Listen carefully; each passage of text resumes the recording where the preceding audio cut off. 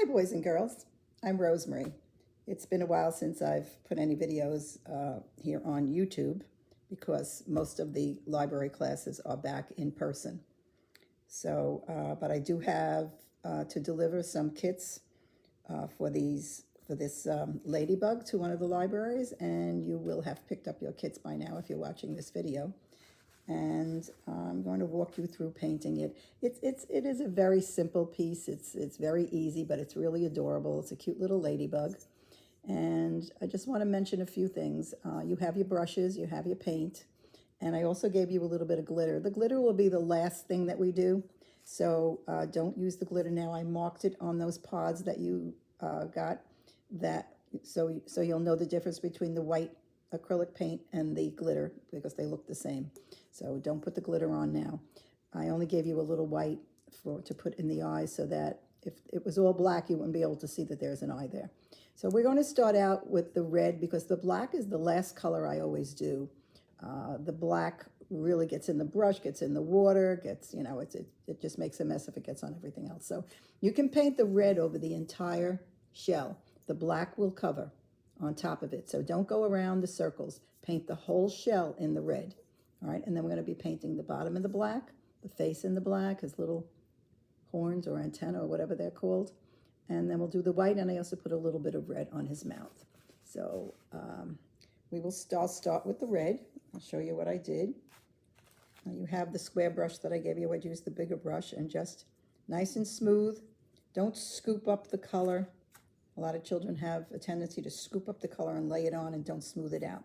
Smooth it out, and don't dip for more paint until it's nice and smooth, because if it dries with ridges, the ridges stay in the paint. And then you'll have all these lumps and bumps in your piece. So even though I have a little excess there, I will work it. And don't worry if it goes where the black is going to go. So when you start doing the bottom here, and this part I did black, you can be sloppy with the red. If it goes up on the black, it's okay because black covers everything. Eventually you have to be neat with the black though. So you see how I keep going back and making sure that my color is nice and smooth before I load the brush again. So just keep applying the red. Now this red that I gave you is a really decent red. It's Dunkin's, which is now being produced by Mako. And it gives you pretty good coverage. I mean, I don't even think that you need a second coat on this. So you see when I'm painting it on here, I'm not worrying if I get it up on the face because, like I said, the black will cover. But I do keep going back and forth and making sure that my brush strokes are nice and smooth. But over here, I'm getting some on those little antennae because the black will definitely cover it. Now, I mentioned in the instructions that I put in the bag that when you do the black line, if you let the piece dry very, very well, you can take a Sharpie, a black. Usually I like to use the ultra fine point Sharpie, and you can draw that line down the middle because it's a little more difficult to do with a brush. But I did mine with a brush, but it's hard to keep that line very straight. So if you want to use a Sharpie, just make sure that the piece is very dry, because if the wet paint gets on the tip of the Sharpie, it doesn't apply easily. It won't, leave the black line. It'll keep skipping, or it won't even go on there if it's wet, because there is water in paint. I guess that's not good for the Sharpie. Okay, so you could spot check it if you think you need another coat. I kind of just go over it like so. And I am getting this bottom rim here. You see I missed on that side. I didn't even realize it. So go back.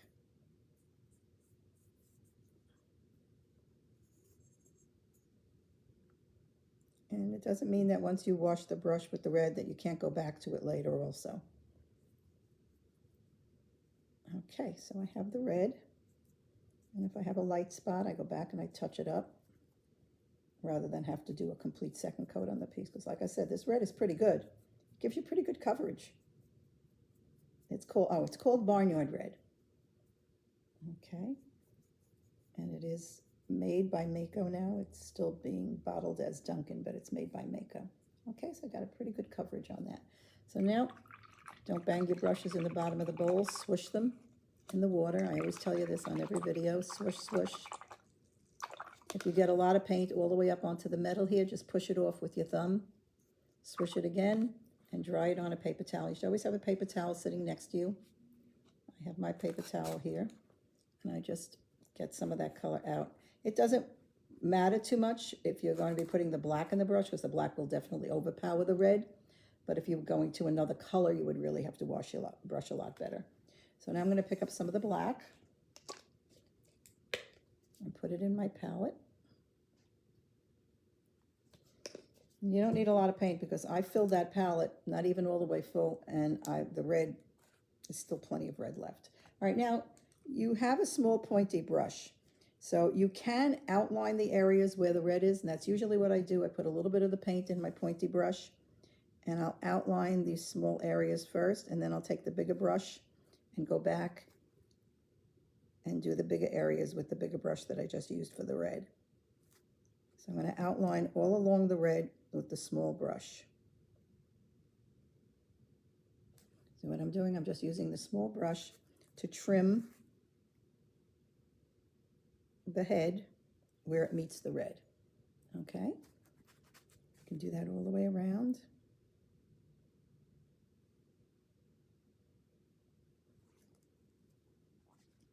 You don't have to do the bottom here because the bottom is going to be all black.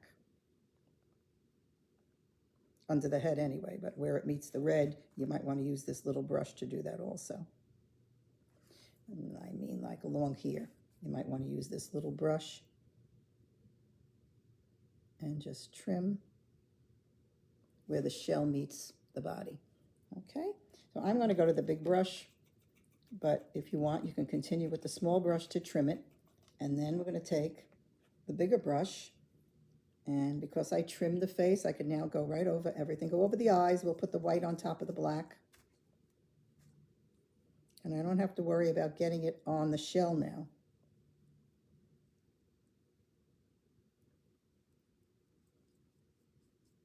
Because I trimmed it. I think that's always a good idea to do if you have color butting up against another color. Use a small brush and edge it first. And then use the bigger brush. Make sure you keep it smooth again. Okay, so his face is pretty much done. Now I'll turn it over and go underneath. And we'll do the entire bottom with the black. All right, so where I trimmed it, it'll be nice and easy to do. And then there's a lot of areas I didn't trim. I'm going to see if I can paint with the big brush, but you can always go to the small brush to do that. Because it's a square brush, you can just lay it down like so and edge it like that. And then take the excess paint and pull it. You see how much paint is in my brush? With the excess paint I have in my brush, I'm able to almost do the entire bottom of the piece. I did do the entire bottom of the piece. Nice and smooth. You want to get the ridges out of your paint. So when I first load, I stay away from the edge. I put my brush down, and then I work my brush into the edge. And there's less paint on the brush.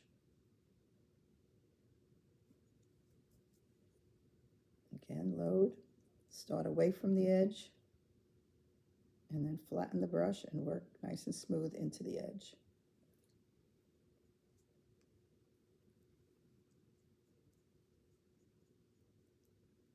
I'm almost done with the piece. It's a pretty fast piece. What I'm going to do, though, that I didn't do with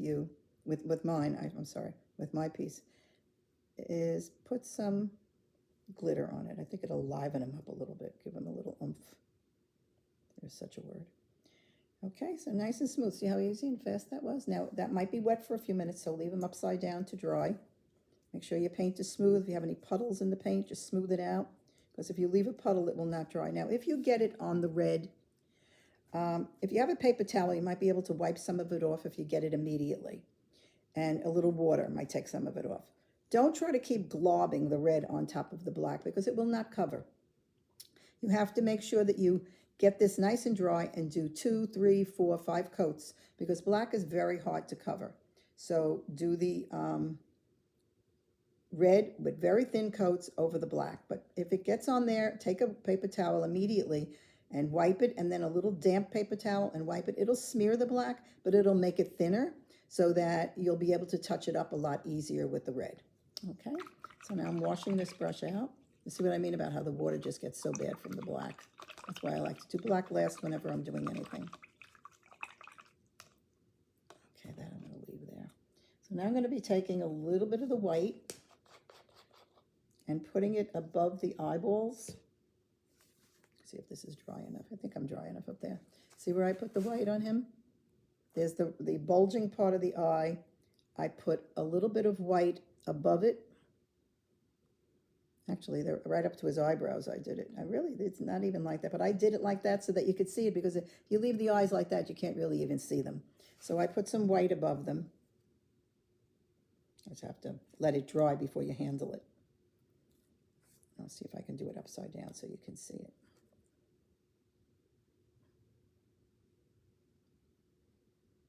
Use your pointy brush, and I did like an arch above his eye in white. I'll do the other eye.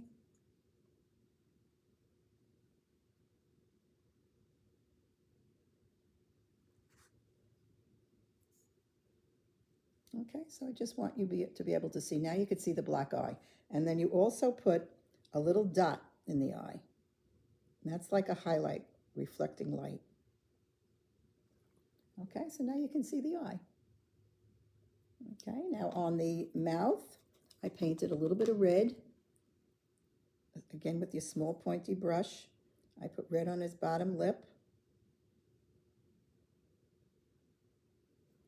Like that. And then I also did a little bit on the top part, like outlining it.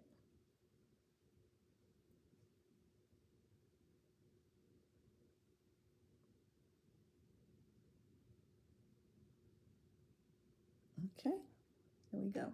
A little bit of red. I mean, I have to straighten that out a little bit better, but you get the idea, all right? So now that the red is dry, we can go back and do the black circles on his body. Now, this is where I think you should use, the red in the brush, I have to rinse that out. Now, your pointy brush, do not bang it. Roll it on the side of the bowl, and then roll it on your paper towel. I'm going to use the small brush to do the circles, and like I outlined before, I'm going to just use that to make those circles.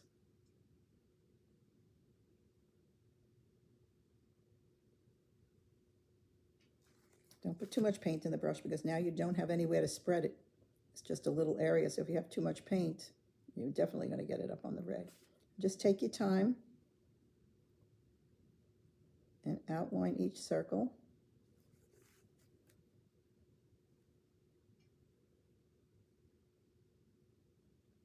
Now another thing, you see how I lean my hand? I lean my pinky here, because it's very hard when you work up in the air, you shake. Okay, so that's a pretty decent circle. They're not going to be perfect, but they're pretty decent.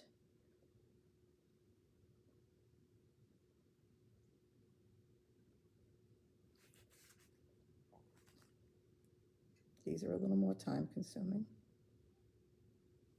So you see how I outlined it first? And then I'll go back and fill it in.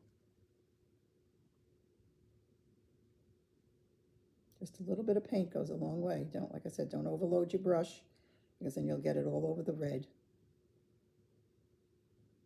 Okay, there's another one. Now I'll go on the top here.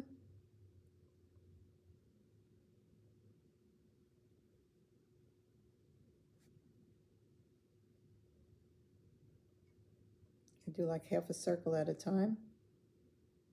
I go one way and then I go the other way. And then I go back and fill in the middle. I don't even put more paint in my brush. The initial amount that I put in the brush, in this little brush, is doing the whole circle. And now the bottom wasn't dry, so I do have it all over my hands. So you should let it dry before you go from one color to the next. I have 3 more circles to do.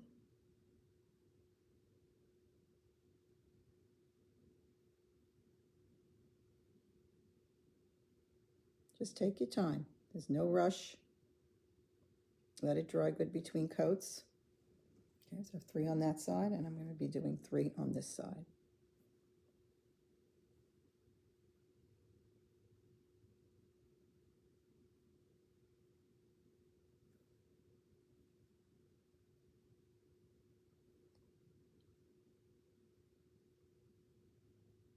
concentrate when you're doing this.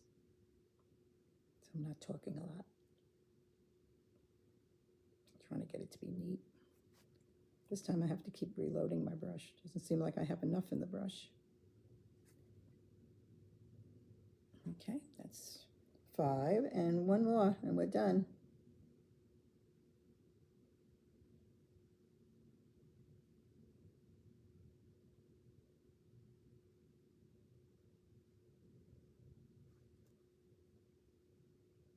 Now I do want to put glitter on the circles. I gave you enough glitter, and the glitter goes a very long way, so don't try to glob the glitter on, all right? And make sure that these are very, very dry before you put the glitter on them. I'm going to try to do that black line down the center of his body. I put a little water in my brush. That makes the paint flow off the brush a little bit better when you're doing a fine line. So let's see if I can do this. But I think it would be easier for you guys to do it with a Sharpie. I got half of it done. Little water, little paint, roll it, pull your brush to a nice point.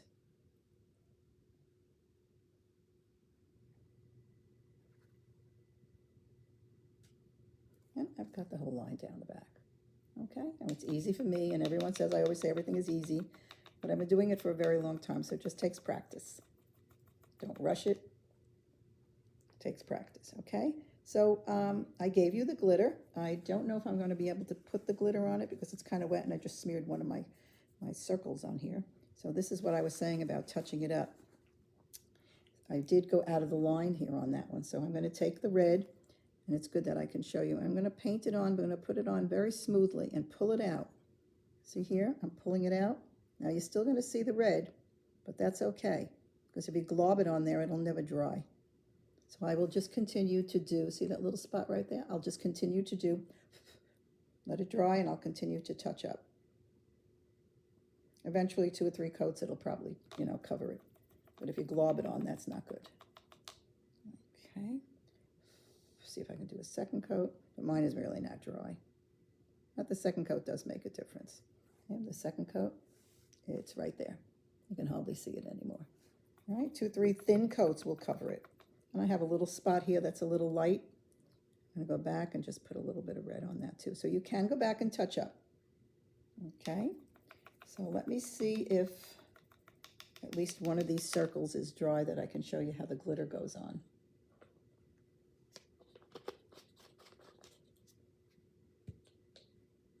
Okay, now this is what I'm using is Duncan Sparklers Brush On Glitter. It's a brush on glitter, so it looks like it's white, but it is glitter. Can you see it here? Okay, it looks white, but it goes on clear. So I have a smaller brush here. And don't put it on too heavy, especially on the dark colors. I have one circle that's pretty dry here. So I'm going to take it right here. I'm going to paint this on. Actually, I could have painted it on mine, the one that's already done.